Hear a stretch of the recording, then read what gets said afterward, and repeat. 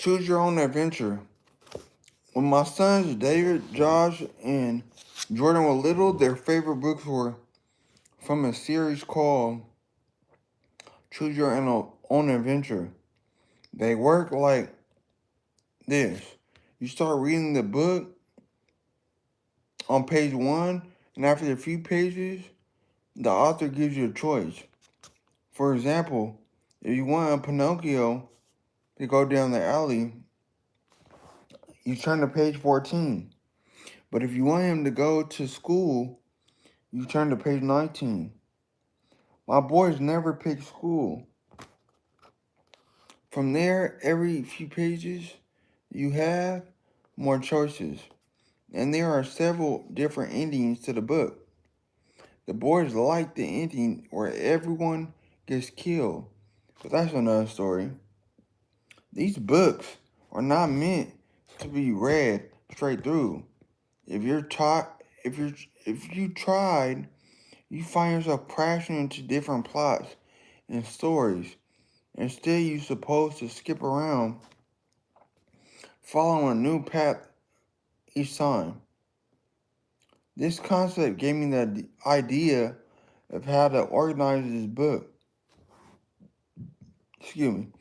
You have a choice of reading for a broad overview or reading in depth. A broad overview or reading in depth. And the book tells you were to skip ahead if you wanted to do this. However, unlike the choose your own adventure books, you can read straight through with little or no damage to the central nervous system.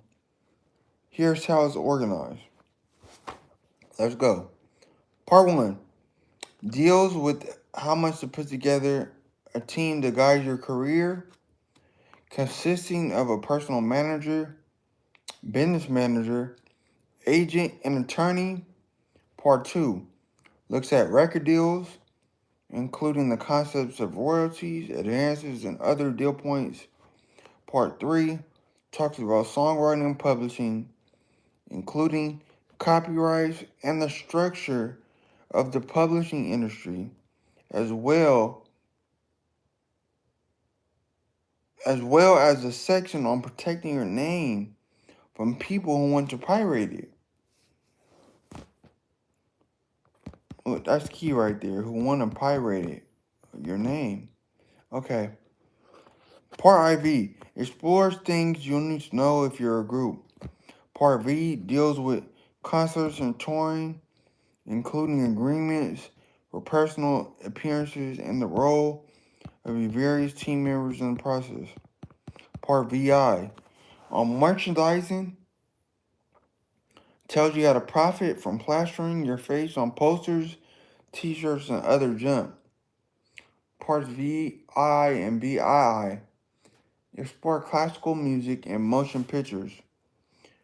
They're the last section because you need to understand all the other concepts before we can tackle them. Now, to choosing your adventure, you have 4 mouth-watering ways to go through this book. 1. Extremely fast track. If you really want a quick trip, then A. Read part 1, how to pick a team of advisors. B. Get people who know what they're doing. C. Let them do it. D. Put this book on your shelf to impress your friends and say hi to me backstage at one of your concerts. 2. Fast track. Short of this radical approach, if you want a broad strokes overview of the business without much detail, skip ahead each time you see the fast track directions. 3. Advanced overview. If you want a more in-depth look, but less than a full shot, then follow the advanced overview directions. This will give you a solid overview plus some details on each topic.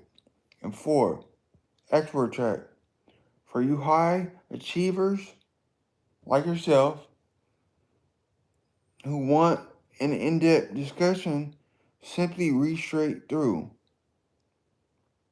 Feel free to mix and match any of these tracks. If a particular topic grabs your interest, keep reading and check out the details.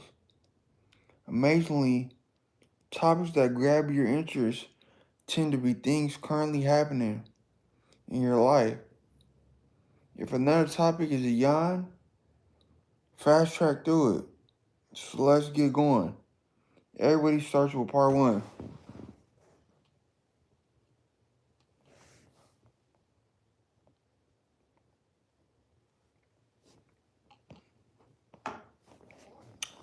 Now, to choose your adventure, you have four.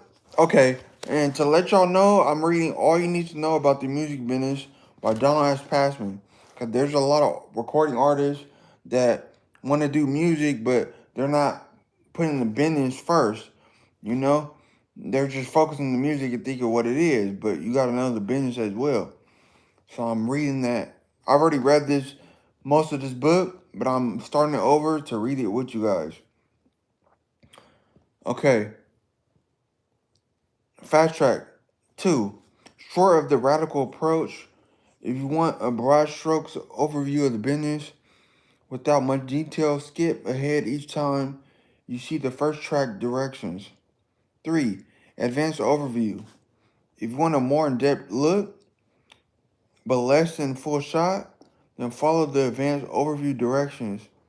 This will give you a solid overview plus some detail on each topic. And 4. Expert track. For you high achievers who want an in-depth discussion, simply read straight through. Part 1. Your team and advisors. How to pick a team. Getting your team together. What's going on? Reading a book. Giving y'all some music knowledge. Okay, let's talk about the person you need to how to pick a team. Getting your team together. Let's talk about the professionals you'll need to maximize your career and network. The players are, 1, personal manager, 2, attorney, 3, business manager, 4, agency, and 5, you gotta have groupies. With respect to number 5, you're pretty much on your own. As to the others, let's take a look. Business philosophy. Before we talk about the specific players, let me share a bit of personal philosophy. If share is too California for you, let me tell you some of my personal philosophy on the New York equivalent. Y'all listen up. I'm talking to you. Take a hard look.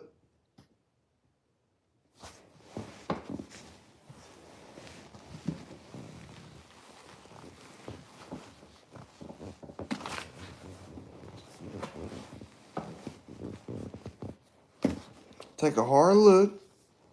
Take a hard look.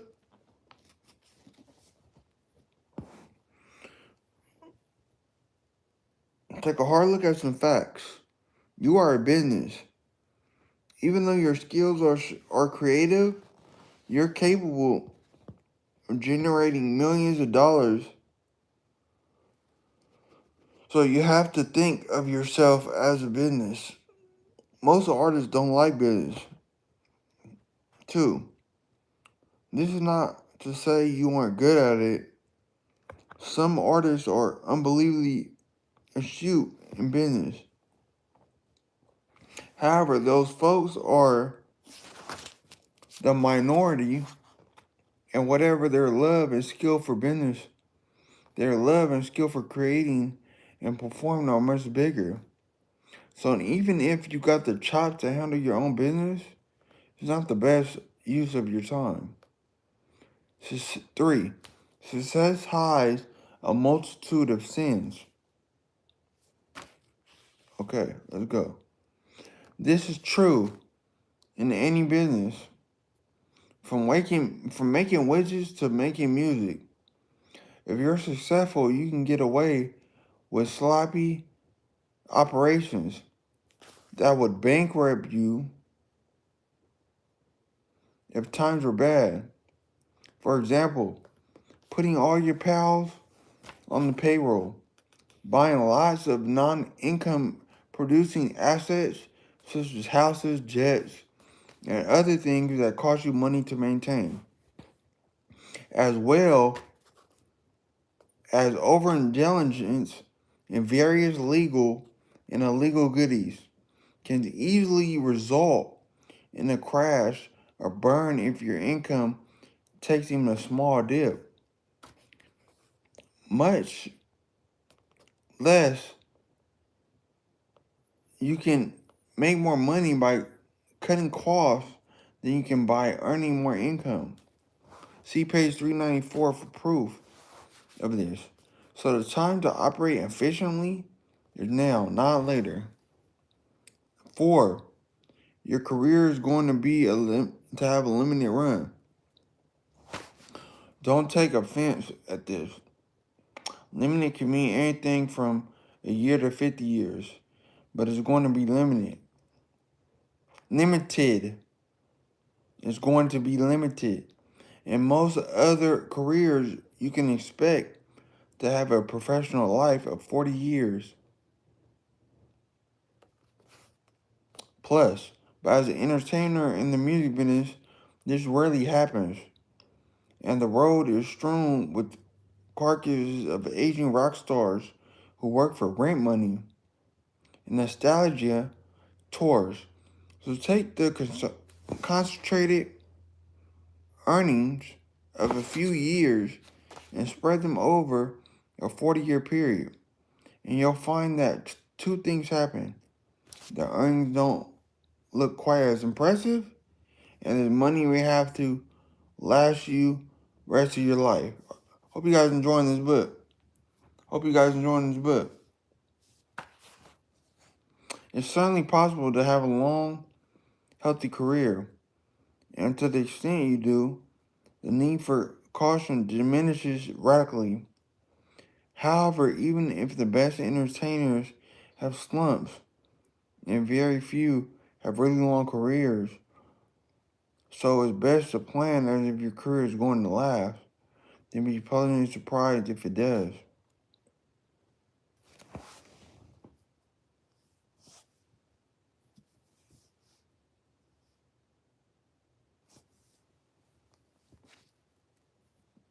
Dang, that's crazy.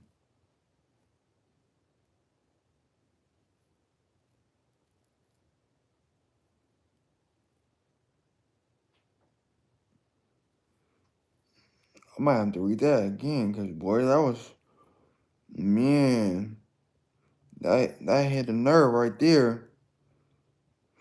It's certain possibly to have a long, healthy career, and to the extent you do, the need for caution diminishes radically.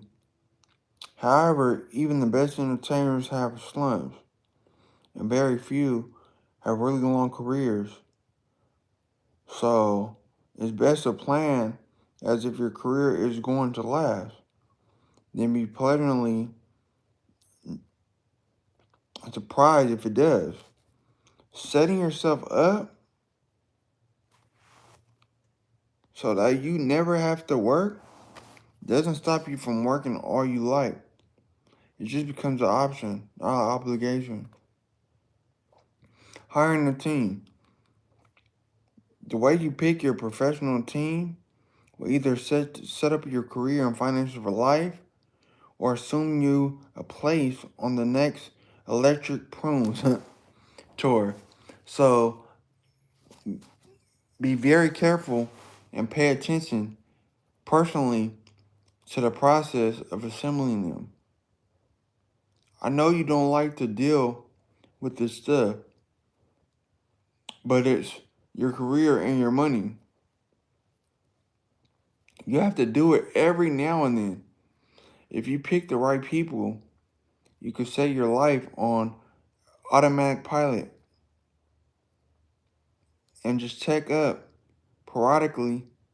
periodically, if you pick the wrong people and set it on automatic pilot. You'll smash into a mountain before you know what happened. Preterm strategies. Since you wouldn't open a store without something to sell, before you start assembling a team, you want to be sure your music is ready for the big time. And how do you know when it's ready? You ask your tummy. Do you believe in your gut? Or that your music has matured to the point that you're ready for a professional career? If the answer is yes, then you're ready.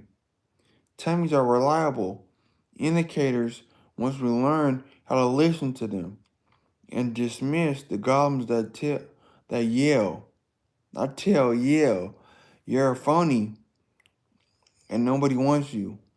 Even the superstars have these goblins. They've just learned to ignore them. The first thing is to record your music. The recording doesn't have to be expensive or elaborate.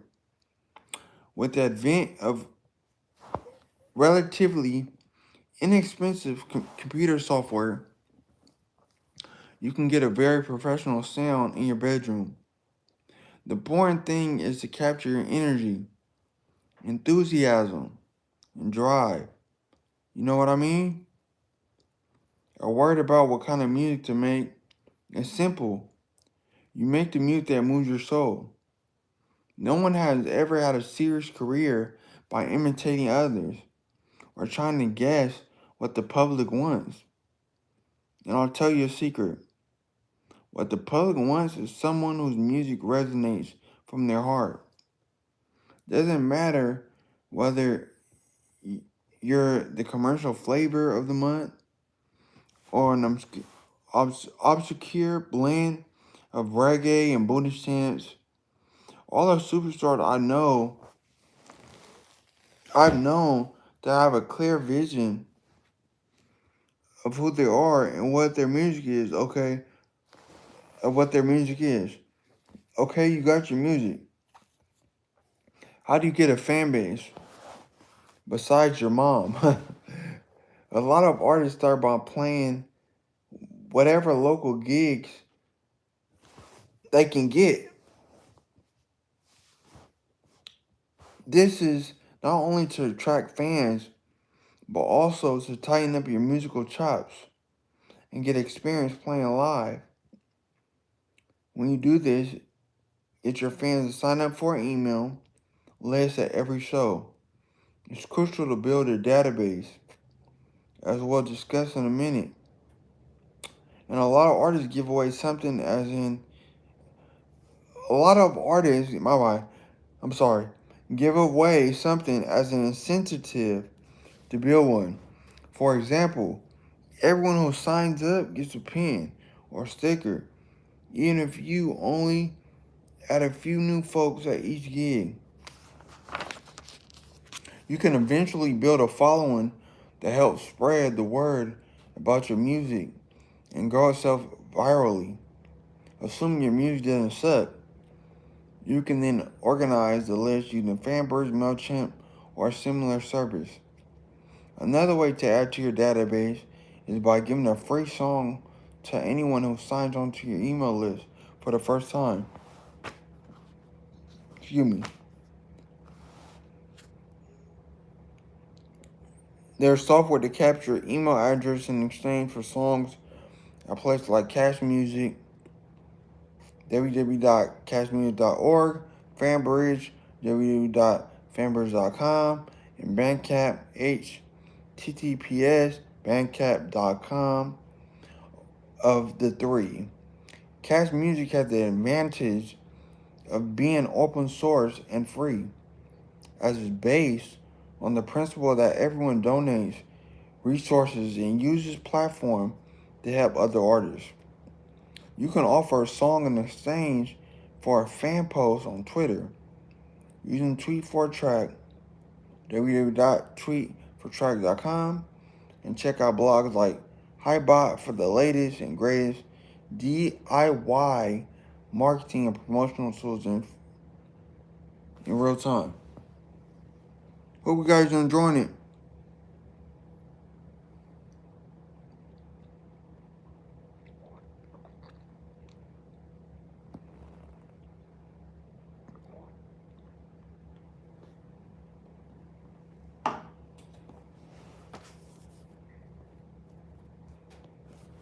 You know, a lot of artists do music, but they don't have the business. So I read most of this book, so I'm reading it with you guys. If you don't have this book, you need to get it. All you need, especially if you're independent, all you need to know about the music business by Donald S. Passman. Okay, let's go. So, okay, I'm gonna start from here. I'm told Patreon, www.patreon.com, can be useful in creating a relationship with the most hardcore fans and developing revenue opportunities with those folks. The key is to create unique opportunities for your fans. Maybe they get a free ticket if they buy one, a chance to meet you after a gig, or you volunteer to help clean their garage. Well, maybe not the last one. And B, to create unique content such as exclusive video chats. I thought I said charts, it's chats. Exclusive chats, access to new recordings, or exclusive videos of you in the studio. However you handle it, make sure you're giving as much as you're getting so the fans don't feel ripped off. Also, it's important that way that you give away or sell them is consistent with your image so it don't come off like Chuck E. Cheese. When you send out blasts to your database, don't be afraid to tell your fans what you want them to do. For example, tell them to come to a show with a friend, ask friends to tweet at clubs saying they want to see you, encourage fans to listen to you on Spotify to increase your play count numbers, ask them to tell their friends about your music, write to bloggers and Spotify playlist curators, and offer them an exclusive premiere, excuse me, of an unreleased track. Simple. And speaking of bloggers, it's important for you to personally write them. A lot of bloggers love to hear from artists who genuinely like their blog. Kissing up doesn't work unless you're really good at it. If you can connect, try to cultivate a genuine relationship. Send music early, offer to put them on your guest list at shows, help clean their garage. Still kidding about that one. I've been told, but I have no experience with this, that Submit Hub, www.submithub.com, is another way to give music to the bloggers.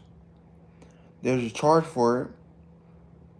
If you're big enough to have a publicist, they could sometimes help with bloggers. Excuse me. But tastemakers usually know that those folks are getting paid to pitch your music. While blogs might be a bit less relevant than they were a few years ago, because fans are looking more into playlists and finding music, the blogs are still important. And if you're featured on one, you can add that to your press kit, which you can send to promoters. The people who book live gigs, streaming services, record companies, garage cleaners, and so forth. You can get free basic data from Facebook Insights, Google Analytics, and Spotify Artist Insights. And when you get the idea, you can put your booking energy on steroids. For example, you'll be able to see where your fans are clustered, so you can strategically target those markets rather than just booking gigs in East Bumbleton and hoping the farmers show up. Another great way to build visibility is by getting your songs, not giving, getting your songs placed on TV shows or in commercials. sync deals. Sites like music dealers, www.musicdealers.com, Pump Audio, www.pumpaudio.com, Jingle Punks, www.jinglepunks.com, Sicker Road, www.sickerroad.com, and Zinc, www.zincmusic.com. I told y'all, Zinc deals, and zincmusic.com can help with that. A sincere email to those folks is a great way to start as work some homework to find out who's the key person at each organization. Since they get a lot of those emails, try to differentiate yourself from the masses by pointing out something you've got going. I've got 100,000 followers on Instagram. Or if there isn't much happening, mention something about the person you're writing to. I saw you recently got an award for your sponge collection. Congrats. If they do bite, you won't likely get much money for the use of your recording, but you'll spread your music to a wider base.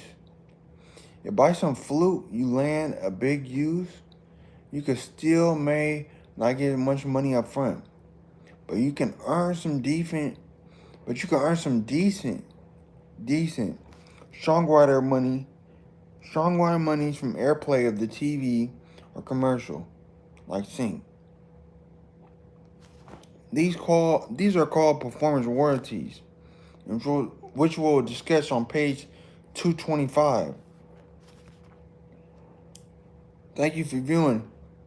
If you're a writer, this kind of activity can also get you noticed by a music publisher. Who may give you money for your songs.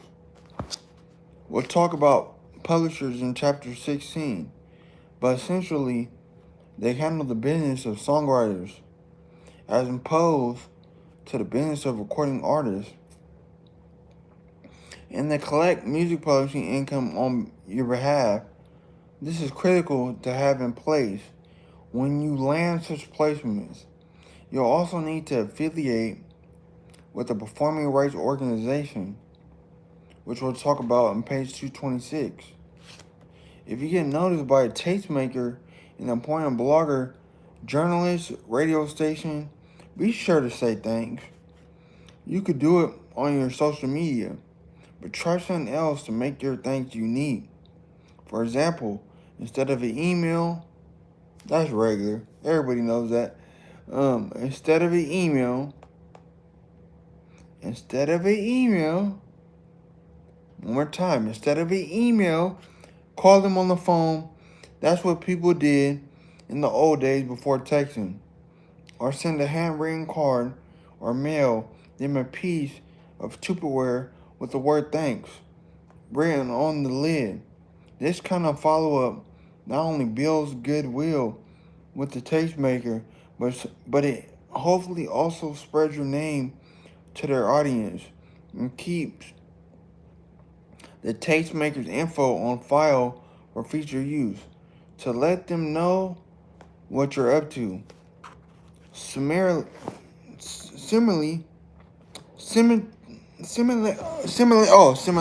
I'm tripping. I thought I said the T, but I didn't. It can help expand your base if you're able to connect with other artists on Instagram or Twitter or start a Tweety Love fast. Excuse me. Fans love to eavesdrop on artists talking shop, and you can get exposed to their fans. All right.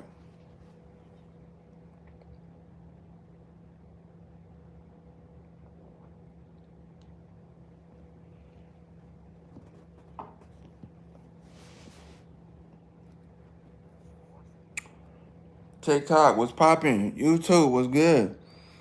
If you can get support for your videos and music via channels with your large followings on YouTube and SoundCloud, then you'll expose your music to an even wider audience that was handpicked by that channel. Reach out to these channels and try to start relationships. Offer them premieres and exclusive content, or to clean their garage. When you're more established, give your database fans a chance to hear your music ahead of everyone else. Tell them about a secret show, a webcast. Let them have first crack of your tickets. Some bands do live casting where they communicate with fans a number of times each day. For example, they might get on Facebook Live while heading to a gig, blast out backstage updates through Instagram or Twitter, send pictures and video teasers of themselves on stage through Instagram, forward videos of themselves in the bathtub with the rubber duckies, etc. It's great for you can post every day on your social media, primarily Facebook, Twitter, and Instagram. Plus TikTok if you have fans there.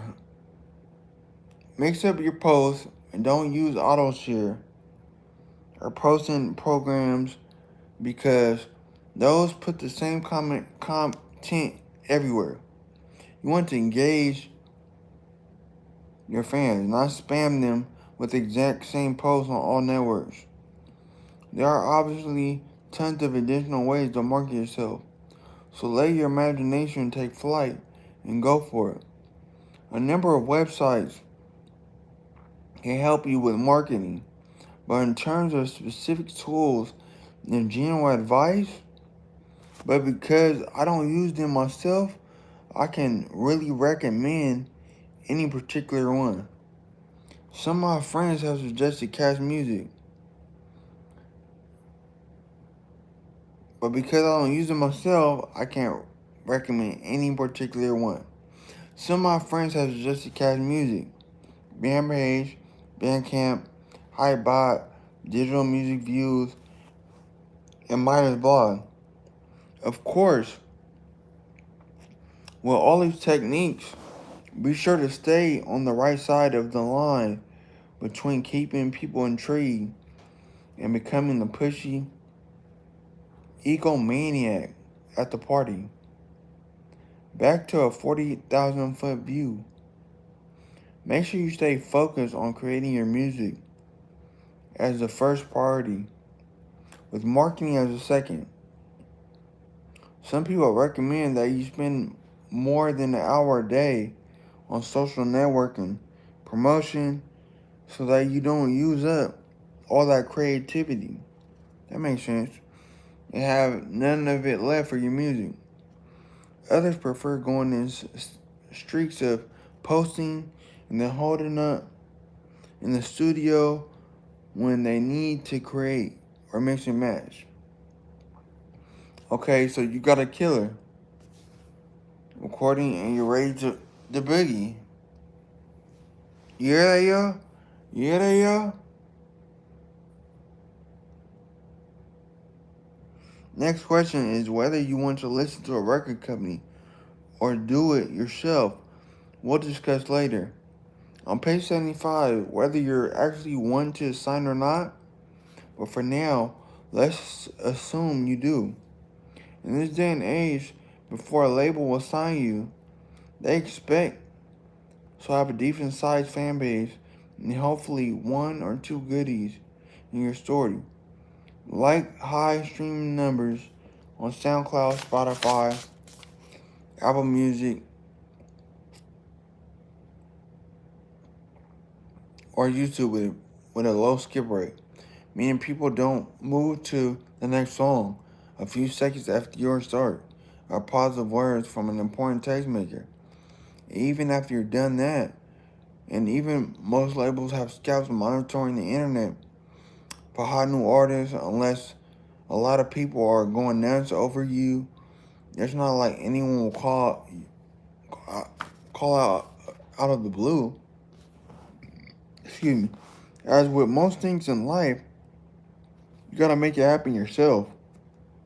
And now, ladies and gentlemen, a bit of a bummer.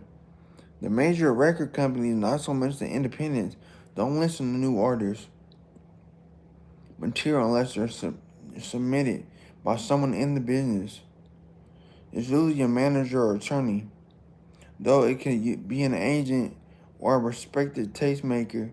I hate delivering bad news, but look at the bright side. I just saved you 2 months of waiting for a form email that says they won't consider your stuff because it didn't come from someone in the biz. This reason is that record companies can get more than 1,000 submissions per week. Dang. So restricting who could send the material is one way to regulate the floodgates. However, it's also a catch-22. How you can get your music heard if you're not already connected in the music business? And how do you get connected in the business if you can't get heard? Don't despair. I'm going to give you the key to the door. Namely, the key is to give yourself a lawyer or manager to shop your music, which leads neatly into our next topic. Who's on your first? Who's on first? The first person on your team is almost always a manager or a lawyer. In the baby stage, the manager is not likely to be someone in the business. It's more likely a friend or creative with a lot of enthusiasm. While this can be major plus, as we'll discuss in more detail when we talk about managers on page 32. It may or may not get your music to the record companies. So if you have an inexperienced manager, or if you have no manager at all, a music industry lawyer can really help. Record companies prefer to deal with people they know, meaning your music will get heard much faster and by more important people if it's submitted by an industry lawyer. It's much easier to get a music lawyer than a manager. Why? Because the time required of a lawyer is minimal compared to the time of a manager has to devote. The manager is expected to help you with songs, image, bookings, babysitting you, not the kiddies, etc. But the lawyer only has to spend a few hours getting people to check out your music. It's a lawyer relationship, not their time that count. A word of caution about hiring a lawyer though. To shop your music. Most of the lawyers consider it important to maintain their credibility with the record companies, so they're only shop artists they really believe in.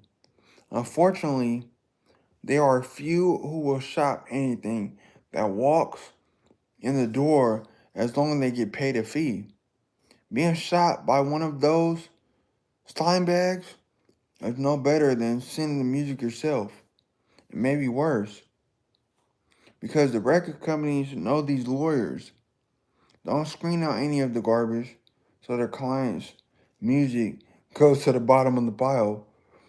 To prevent your music from being thrown out with the tuna cans, you should carefully check out the references of any lawyer you're considering. Ask them for the names of people whose music they shop, both successfully and unsuccessfully, so they don't just give you the few success stories that slip through the cracks. They contact the references and find out how it went. You can also check around other industry sources to see who's legit. We'll talk about more about check references later on. You'll of course need a lawyer and a manager, even if you don't go the record company route. And the criteria for hiring them, which we'll discuss in the next chapter, is exactly the same. A business manager, the person who collects your money, writes your checks, oversees investments, etc., is usually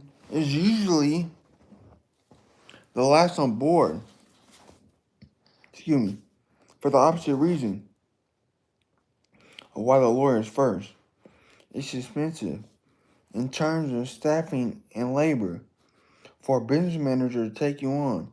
And new artists need a lot of work just to keep financially afloat. Another reason they come on last is that very few business managers are really willing to take a flyer with a totally unproven unsigned artist. The business manager's potential upside is not only as great as a personal manager or agent, but they have to run up substantial expenses from the beginning, as you'll see in chapter 4. Business managers aren't paid as much as agents or personal managers, but don't sweat it. Until you have some decent money coming in, you don't need a full-fledged business manager. A good accountant can take care of your tax returns and answer basic questions. The search. Whether do you find warm bodies to begin assembling your team? We'll start with the age-old ploy of asking every woman actually know for a recommendation. Ooh, that was key right there. Every woman being you know for a recommendation. Talk to people involved in music. Even if it's only your high school choirs, piano, accompanist, you can lead yourself into any unknown area by diligently following your nose and the music business. You'll be amazed how many things fall into your life when you open yourself up to the possibilities. The only frustrating part is that the people who you really want don't really have time for you in the beginning. Be assured, as soon as you're successful, they fall all over you and say they knew it all along.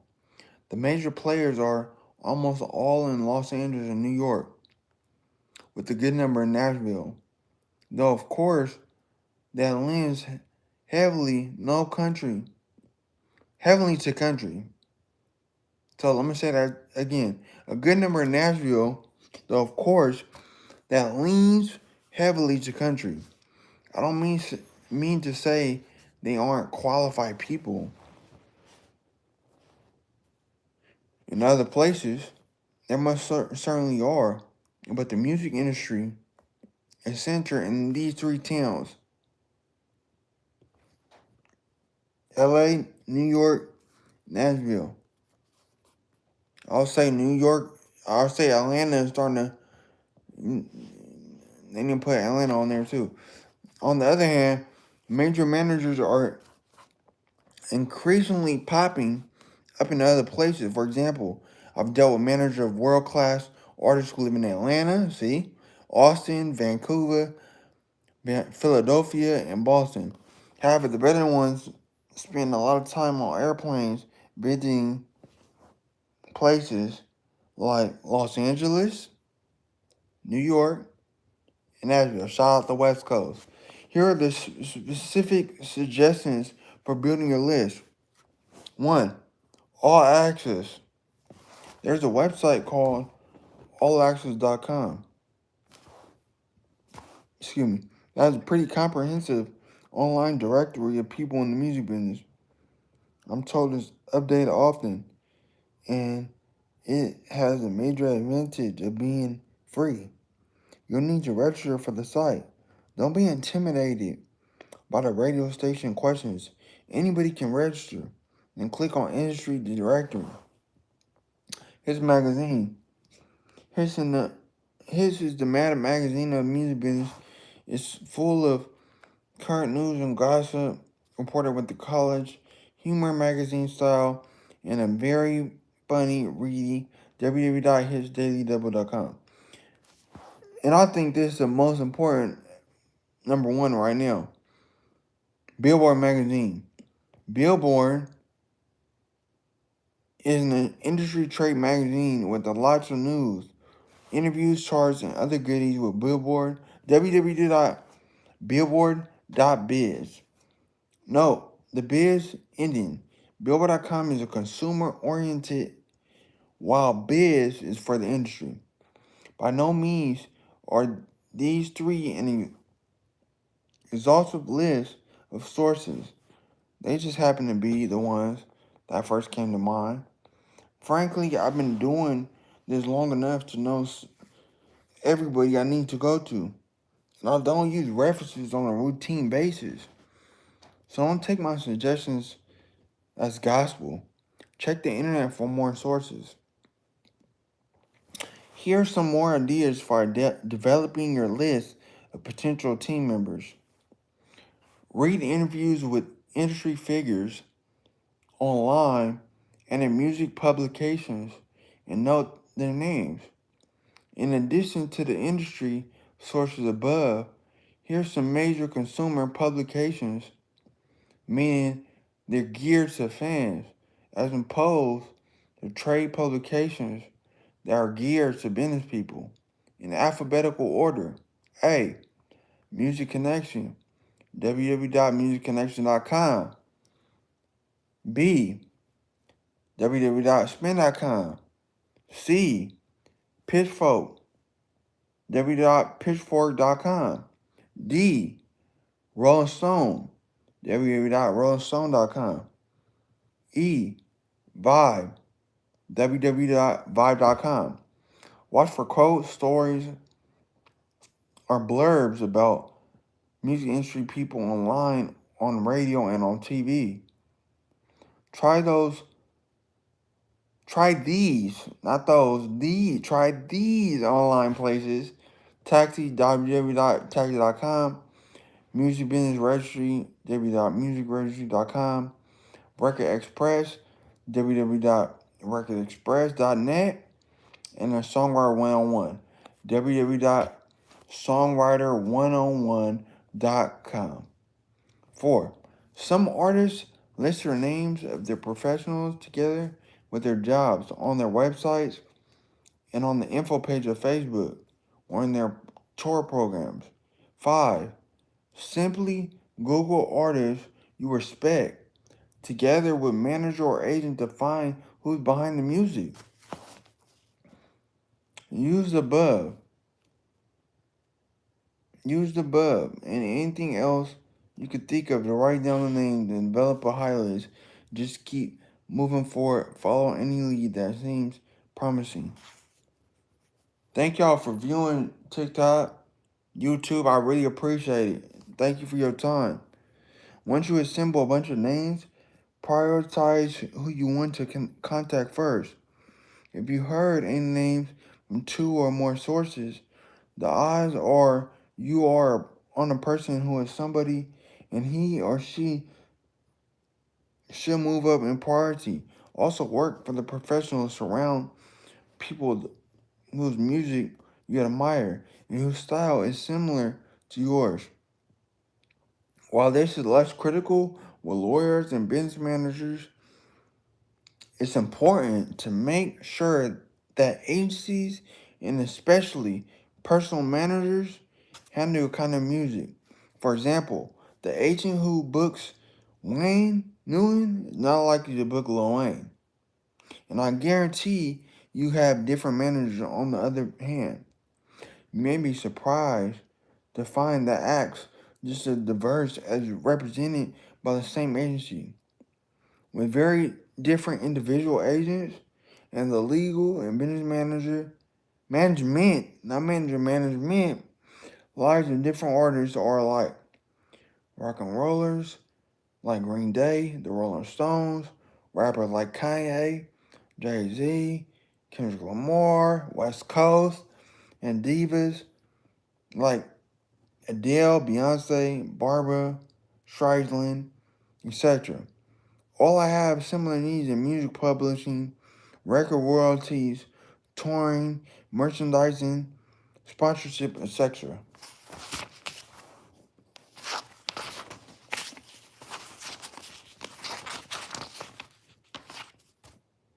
Once you prioritize your list,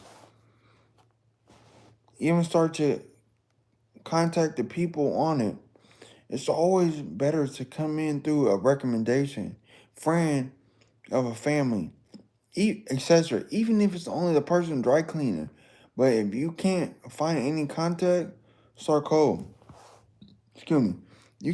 You could try calling people on the phone, but expect a lot of unreturned phone calls. You could DM a lot of people in the music industry, but expect a lot of not returned DMs, or at best to be shuffled off to be underlined. That's okay. Talk to the underline. If you get someone on the phone, be brief to the point, because these folks are always in a hurry. It's a good idea to rehearse your rap with a friend in advance. You could try emailing folks with a story about yourself and a link to your music, or maybe attach an MP3 file again. Be short and straightforward. Good people are always busy, and you'll be lucky to get 5 seconds of their attention. If you can grab them fast, you're off to the digital trash bin.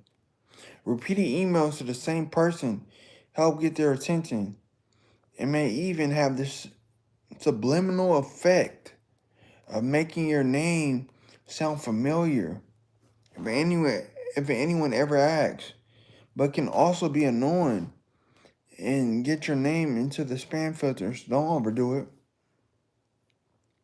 You can also use that old-fashioned thing you may remember, the old US mail. Since so few people do that anymore, a physical letter might even get more attention. In this case, include a CD or USB stick, pictures, $100 bills, anything else to distinguish yourself. I once had someone send me a recording stuff inside a rubber chicken. For real. If you got in any local press, that's good. That's a good thing to have. Use a yellow highlighter so they don't have to search the page for where you are. And just like the emails, be short and sweet, or you're off to the round file. However you approach it, expect a lot of unanswered emails or DMs. Unacknowledged letters. Don't get discouraged. Don't get discouraged. That's key. If you're successfully snag someone's attention and they politely or not so politely blow you off, ask who they would recommend. This is valuable for two reasons. You've got a lead for someone who's actually in the industry. Second, when you reach out to the recommended person, you could try them. You could tell them. Not try them. You could tell them. So and so. Told you to contact them. So and so is a big enough name. It should at least get your email or phone call returned. Somewhere will nibble, and you could parlay it into interest by being persistent. All the superstars I've known have heaping helpings of drive, and they continually hound people to further their careers. So hang in there and keep following up despite the discouragements thrown in front of you. Virtually, even record company in America passed on Taylor Swift, the Beatles, and Elton John. So don't expect people to be any smarter about your music. And don't get discouraged. Please, don't get discouraged. It only takes one enthusiastic person to get the ball rolling. I'm going to say that again. It only takes one enthusiastic person to get the ball rolling. I'm going to say that one more time. It only takes one enthusiastic person to get the ball rolling. Screen and search. So you hone your list. Run up your hours of chasing people and hopefully found 2 or 3 nibbles on your timeline. At this post, you should fly, dive, bus, or hitchhike to meet these people in in their natural habitat. You could tell everything from phone call. You want to see their body language, meet their associates, see if they work out, if a dog, body kennel, etc. Basically, use their instincts to feel how they vibe you. And don't be afraid to trust your gut. If you think you're meeting with a piece of slime, you probably are. But if they dazzle you, be even more cautious. Charming crooks are the most dangerous.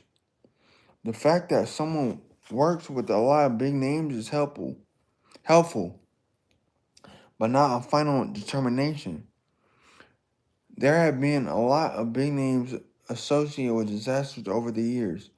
Here's a big Here's a bit of a personal history to illustrate.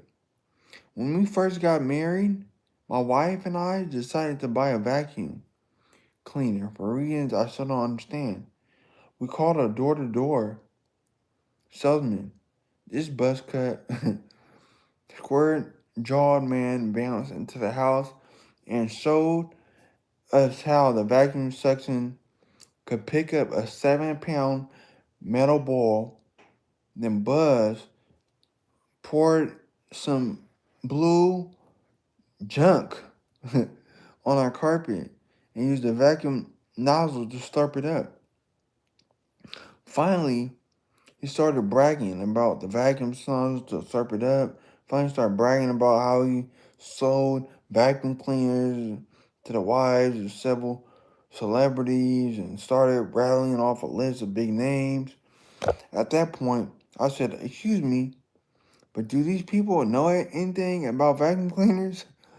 The point is, I'm sure you see, is that a big name celebrity isn't necessarily a good recommendation. It may just mean the celebrity pays no attention to his or her business, or that the celebrity is imparable. So, how do you protect yourself like this? References. Have the potential team member give you references and check them out carefully. And asking for references is important to get people on your level of success. The fact that someone takes good care of their biggest clients doesn't mean he or she will give you the same attention or he have the time to take care of you. Odd is as it seems. Some people don't even take the time to take care of you.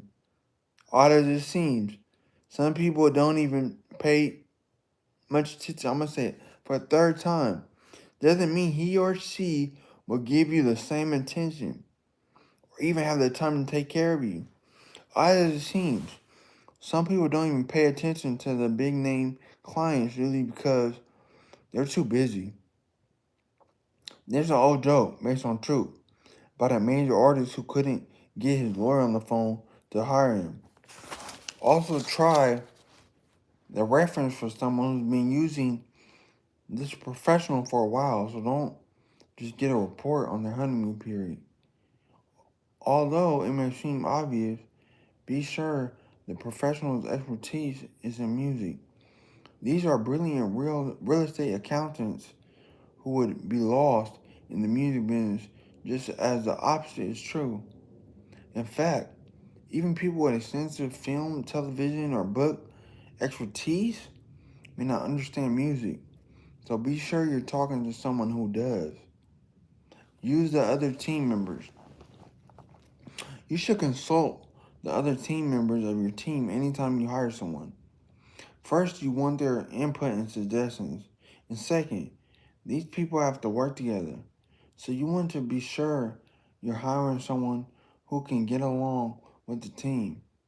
Be aware of this. Benjamin Franklin once said, and I'm too lazy to look up the exact quote, so I'll paraphrase it.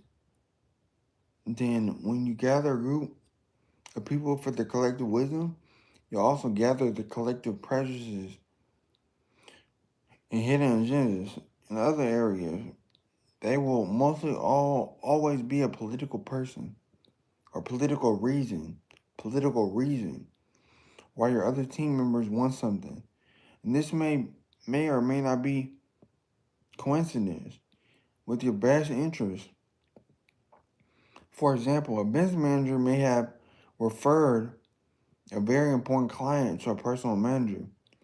The personal manager may therefore be pushing you toward this particular business manager in order to pay back the favor. Regardless of whether the business manager is right for your situation, I don't mean to make you paranoid. I don't mean to make you paranoid. Most people are ethical and won't recommend someone unless they genuinely believe he or she will be the person for the job, even if it's a payback.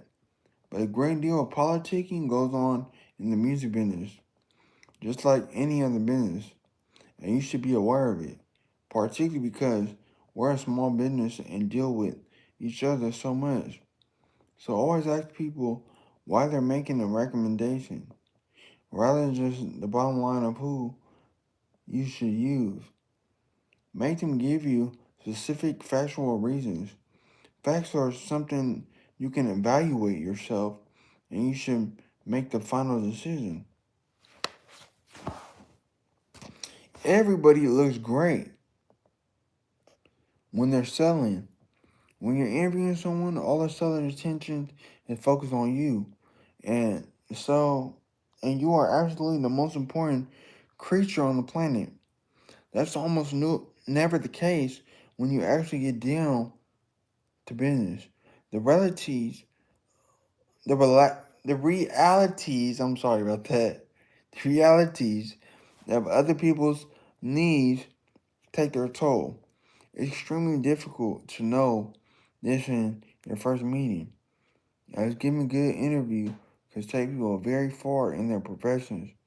So how do you protect yourself from this? Once again, you have to check the references very carefully.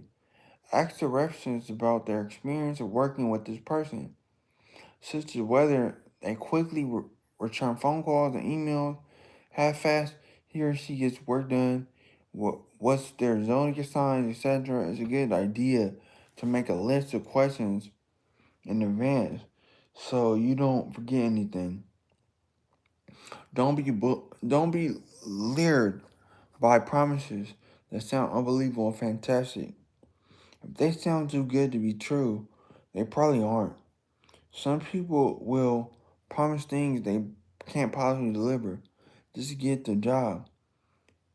They figure you won't fire. Oh, that you won't fire them. They don't come through because they know most artists don't like to make changes in their life. They are the same people who will stop returning calls if you're stir phase. They also figure they have to lie just to ace out the next guy who they assume is also lying to you. The truth is that they are no miracle workers. The secret of success in the music business is no different from that in any other business. Intelligent planning and hard work and promises of shortcuts usually don't come through. Why or who does this work? Who does the work? Ask exactly who is going to be involved in your day-to-day work. It may not be the person you're meeting with this necessarily bad, but you should be aware of it from the start. And you should meet the people who will be involved. All professionals use staff people, some to a greater degree than others, in some firms. The staff people divide and multiply. So the people you're meeting today may be gone in 6 months. Other places are more stable, so can also ask your references. Fees. Never hesitate to ask what someone is going to charge you. I know it's an uncomfortable subject, but bring it up anyways. You can be in for a seriously rude surprise if you don't. And when you do raise the topic, be wary of someone who gives you a vague answer. If you really can't stomach a fee discussion, have another team member do it for you. Personality. It's a myth to think and one personality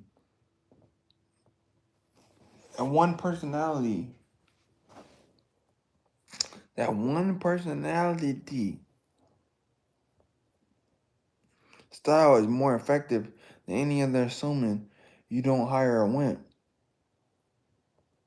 That you don't hire a wimp. Any other, assuming they don't hire a wimp. Screamers and table pounders. If they're smart and knowledgeable, you get a lot out of a deal. But no more than those who speak quietly, or if they're smart and knowledgeable. Some people work with a foil, and some with a sabre. Both styles can be effective. Remember, you're hiring people to guide your professional life. To hang out on the tour bus. It's nice if you strike up a friendship with your professionals, but it's not essential. However, with your personal manager, I think you need at least a solid rapport. If not, a true friendship. I'm not suggesting you to hire someone you fully dislike or someone who has the personality of a salamander, but I'm saying these folks don't have to be your pals. In fact, some amount of distance is often helpful, just as doctors can't operate on their own relatives. One of the main things a professional does is bring some objectivity to your life. There's a wonderful story about Genghis Khan, the great warrior. In the midst of a pivotal battle for his empire, involving thousands of troops on both sides, an aide went into Khan's tent and was surprised to find Khan himself sitting there. The aide said, "How can you be in your tent? The battle is at a critical point, and the troops need you in your tent. Need your command. They need your command. Not tent. They need your command." Khan replied, "I found myself getting angry over the turn in the battle, and I can't think straight when I'm angry. I came here to cool off before deciding to the next move." Think about that. If even old Genghis has to detach him from his emotions to do the best job, who are you not to do any better? When I have legal problems, I hire a lawyer. This may sound strange to you.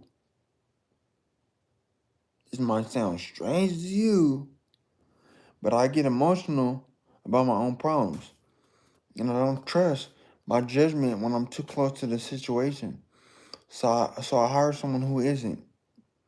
In sum, a bit of distance from your professionals is not a concern, but with your team. If you think you'll dread talking to one of them, look for someone else. Decide now, confirm later. Make a decision reasonably quickly, but confirm it slowly. In other words, once you hire somebody, continue to watch them carefully to the extent you can stand, they'll be right for you.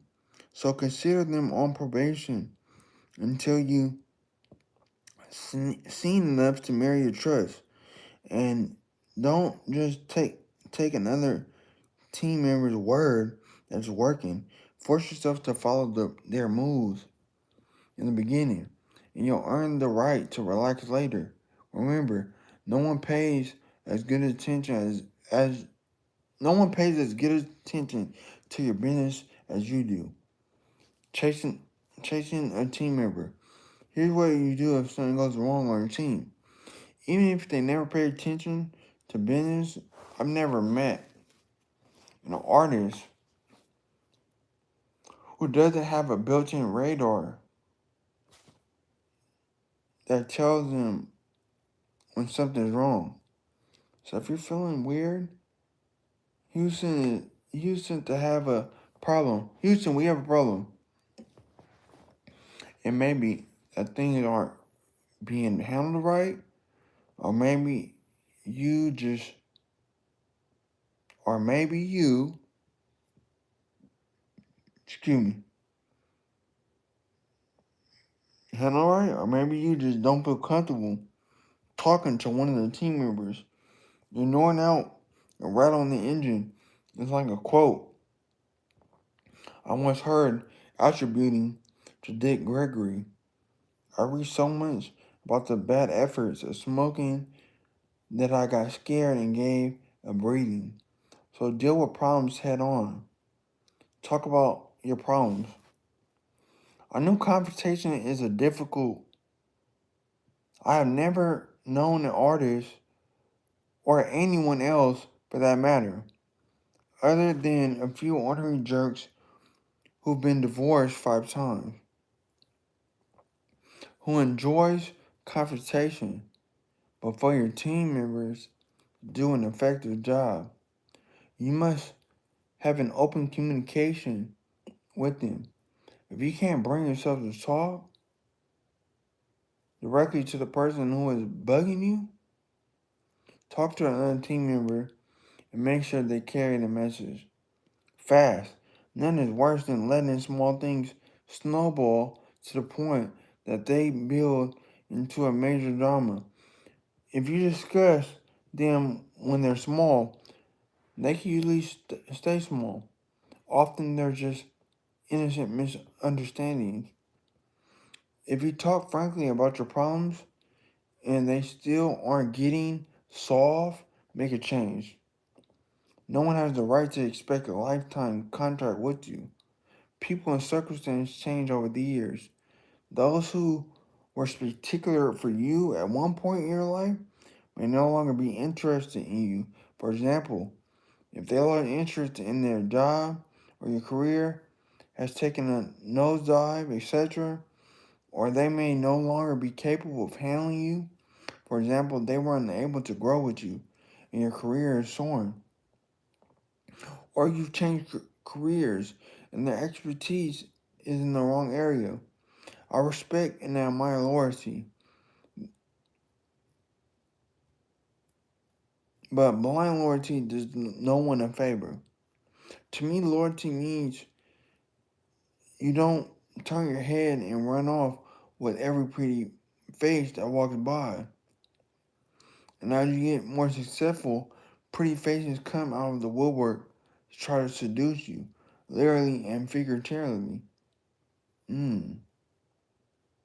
But loyalty is a two-way street, meaning you're entitled to do the same commitment from your professional. You're only obligated to stick with someone as long as they're doing a good job for you. If you're not getting the service you want, then loyalty means you discuss it with them and tell them what needs to be changed. Again, if you don't want to do it directly, do it. Although another team member, if things still aren't being done right, and you're sure your complaints were clearly communicated, make a change, man. But do it for the right reasons, not for the wrong ones. Lost confidence. It pains me a bit to give you the next piece of advice, but you should have it. Once you lost confidence in someone, it's almost impossible to continue with them. It's likely falling out of love. It isn't easy to fall in again. I say this sadly because many times we lose confidence in people for the wrong reasons. It may be that someone with a political axe has buried them unjustly, or it may just be they're doing a terrific job. But they have the personality of a stop sign and treat you rudely or bore you to death. And maybe they have just delivered bad news to you. First, from you to death. Okay, I read that. Delivered bad news to you. Fearing such a person, fearing such a person as soon the messenger from ancient Greek times, when the messenger bringing bad news was killed, it may be they've done a terrific job on something important in your life, or screwed up paying your bill one month. So you had no electricity, and your spouse refuses ever to see their face again, or just maybe a uneasy feeling in your stomach that you don't trust them. When you find yourself in this situation again, I urge you to talk to the person openly, directly, or through another team member or team members, and tell them how you feel. I know this is easy for me to say, and I admit it's difficult for me to you as well, but I force myself and most of my time. I found that the problem is a simple mistake that's easily fixed. And even if it isn't, I always feel better just from processing it. Processing it. If you talk things out and the situation doesn't get any better, split.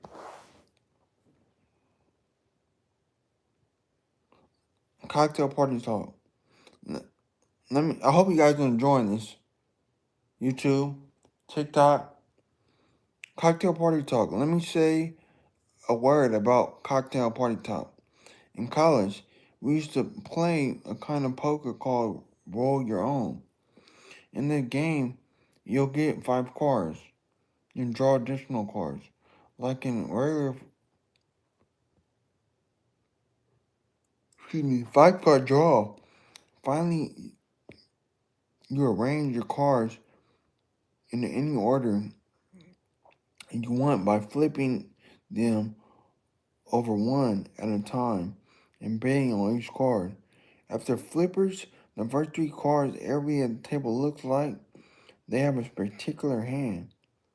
Their appearance to be straights, flourishes, straight flushes, 3 of a kind, high pairs, and every other imaginable configuration to make you want to drop it and give up the pot. However, when it comes to flipping over the last couple of cards, most of the hands are mediocre. I've always thought cocktail party talk is the same as flipping only the first 3 cards. Everyone sounds like a genius.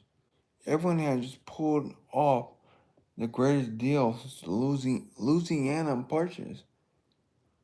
The truth, however, is in the last 2 cards, which you never see.